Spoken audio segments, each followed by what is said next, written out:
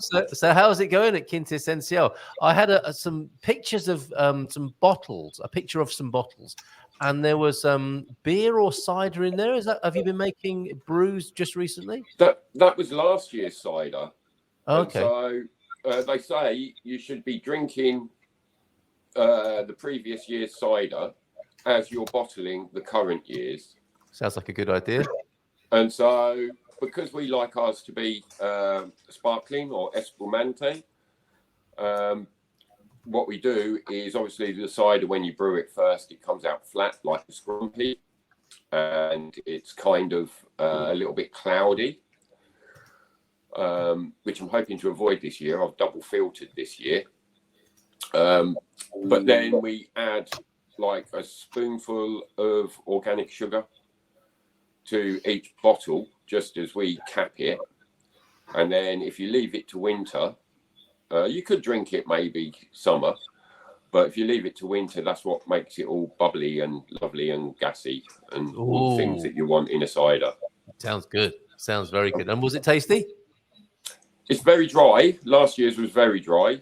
And so, because, I mean, what we've got like 15 apple trees, and in cider, as in life, I'm completely indiscriminate, and so everything goes in. Yeah. And it seems that we produce a nice dry cider. I originally started making it just for my lovely partner Oriel. Yeah. Because she is a cider drink. She likes a glass of cider, and was horrified to find that you can only buy Somersby here. Yeah, me too. Yeah, it's all the things. I don't get it, Jason. You know, we live here in the Silver Coast, and there are miles and miles of orchards where great cider, good perry could be made from the wonderful orchards here, and it doesn't seem to be a necessarily a big Portuguese thing.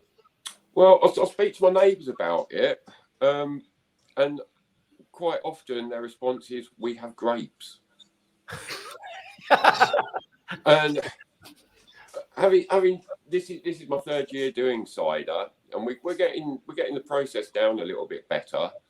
But so what I've learned is the longer you can leave the apples laying on the floor, or collect them up in bodgers and store them in your barn, what you want to wait for is when they go slightly wrinkly, because otherwise trying to get the juice out of an apple is akin to getting blood out of a stone.